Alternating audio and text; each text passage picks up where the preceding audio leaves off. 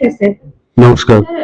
ইতিমধ্যে এই যে নেট নিয়ে যে আন্দোলন শুরু হয়েছে, একটা কথা বলি, সেটা হচ্ছে স্বাধীন গণতান্ত্রিক দেশে আন্দোলনের অধিকার প্রত্যেকের রয়েছে, কিন্তু আন্দোলনের নামে দিল্লিতে যা চলছে এটাকে আন্দোলন বলে না, এটা এক ধরনের সাবভার্সিভ অ্যাক্টিভিটি। যেভাবে গতকাল রাতের বেলা দেখছিলাম ইট ছোড়া হচ্ছে, বোতল ছোড়া হচ্ছে, মোদিকে মেরে দেবো, তার বাপমা তুলে অশ্রাব্য গালিগালাজ করা হচ্ছে, এগুলোকে আন্দোলন বলে না। এগুলো একটা সুনির্দিষ্ট পরিকল্পনা করেই করা হচ্ছে যাতে একটা রাজনৈতিক অস্থিতিশীলতা তৈরি করা যায়। আমরা কিন্তু ছাত্রদের পক্ষে, আমরা চাই ছাত্রদের জন্য সমস্ত রকম সুবিধা দেওয়া হোক।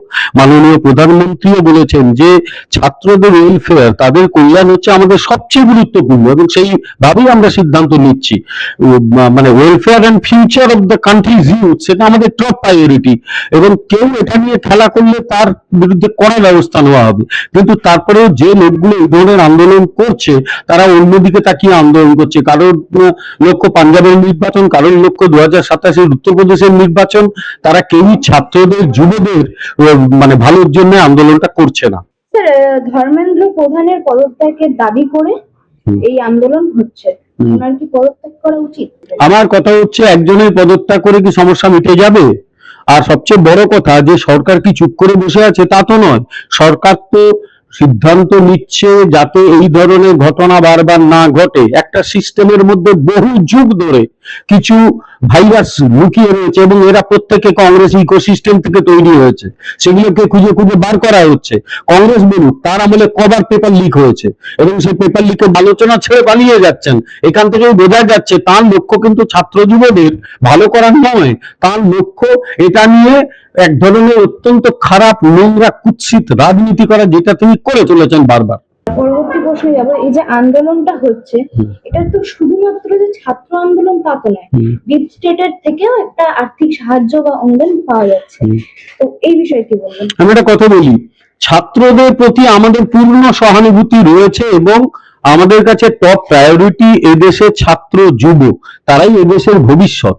এই ভারতে পৃথিবীর সবচেয়ে বেশি ইউথ বাস করে, তাদের জন্য আমরা প্রত্যেকে চিন্তিত, প্রত্যেকে ভাবনা চিন্তা করি, কাজ করি। কিন্তু এই আন্দোলনের মধ্যে ঢুকে পড়েছে এমন কিছু এলিমেন্ট যারা রাজনৈতিক অস্থিতিশীলতা তৈরি করতে চায়। এর আগে বারবার ওরা ব্যর্থ হয়েছে, এবারেও ব্যর্থ হবে, কিন্তু তারা চেষ্টা চালিয়ে যাচ্ছে। কোথা থেকে একদল আরশোলা এসে হাজির হয়েছে, তারা আরশোলার নাম করে দল খুলে ফেলেছে, এবং তার পাশে লোক দাঁড়িয়ে গেছে, এবং সেখানে এমন কিছু লোক গেছে যারা মোদির নামে কুৎসিত কথা বলছে, তারা মোদির ফ্যামিলি তুলে, বাপমা তুলে কথা বলছে। এরা কেউই আন্দোলনকারী নয়। আর সবচেয়ে বড় কথা, তারা পুলিশকে বারবার প্রভোগ করছে যাতে পুলিশ কিছু একটা করে বসে, সেটা দেখে সে গোটা দেশে তারা এই ধরনের কাণ্ড করতে পারে।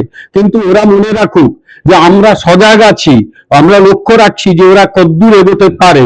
ওরা যদি ভারতের ঐক্য এবং অখণ্ডতা নষ্ট করার চেষ্টা করে, কঠোর ব্যবস্থা নেওয়া হবে। অখিল ভারত হিন্দু মহাসভার প্রাক্তন সহসভাপতি সতীশ কুমার আগরওয়াল একটা মামলা করেন, যে তার অভিযোগ দিল্লির বুকে যে আন্দোলন হচ্ছে তা রাজনৈতিকভাবে পরিচিত। কি বলবেন?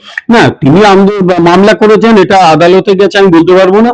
কিন্তু একটা বিষয় এই প্রসঙ্গে বলি, সেটা তো মাননীয় প্রধান বিচারপতি ওই কয়েকজন গিয়ে একটা ভিডিও দেখতে বলেছে। এরকম যখন ভিডিওতে কি হচ্ছে বলতে, এসব দেখিয়ে আমার সময়টা নষ্ট করবেন না। সুতরাং আদালতের মত স্পষ্ট, এ নিয়ে মানে যে রাজনীতি হচ্ছে এটা আদালতও বুঝতে পেরেছে। স্যার, একটা প্রশ্ন এবং গতকাল আমরা দেখেছি বিধানসভা থেকে কুণাল ঘোষকে মার্শাল দিয়ে বের করে দেওয়া হয়েছে। না, বিধানসভার ভেতরের বিষয় নিয়ে বাইরে কথা বলাটা ঠিক নয়, কিন্তু আমি মনে করি এই পশ্চিমবঙ্গ বিধানসভা একসময় এমন সব বাঙালিদের জন্ম দিয়েছে যাদের কথা শোনার জন্য বাইরে থেকে লোক গিয়ে বসে থাকতো, আর এখন কি দেখতে হচ্ছে, কি শুনতে হচ্ছে, সত্যি খারাপ লাগে। বাঙালিদের মানে আলোচনার মান যেভাবে নেমে গেছে, সত্যি দুঃখের বিষয়। এগুলো না করে একটু পড়াশোনা করে আলোচনা করলেই তো পারে। তাদের লোকে কি করে, কেন জিতিয়েছে? জিতিয়েছে বিধানসভায় আলোচনা করতে, বক্তব্য রাখতে। বিরোধী দল তো সরকারের গঠনমূলক সমালোচনা করবে, আমরা তো চাই ওটা হোক। আমি নিজে প্রত্যেকদিন চেষ্টা করি শোনার যে কে খুব ভালো বক্তব্য রাখলো।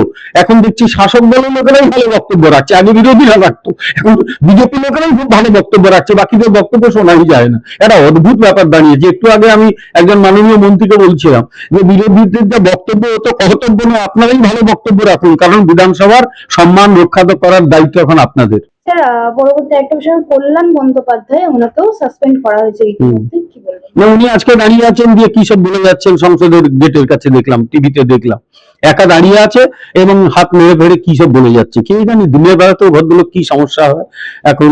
ভদ্রলোক তো বেশ মানে দেখো সিরিয়াস পলিটিক্যাল আলোচনায় মাঝে মাঝে তো তোমার রিলিফ দরকার, তো উনি রিলিফ দিচ্ছেন আমাদের, ভালো কথা।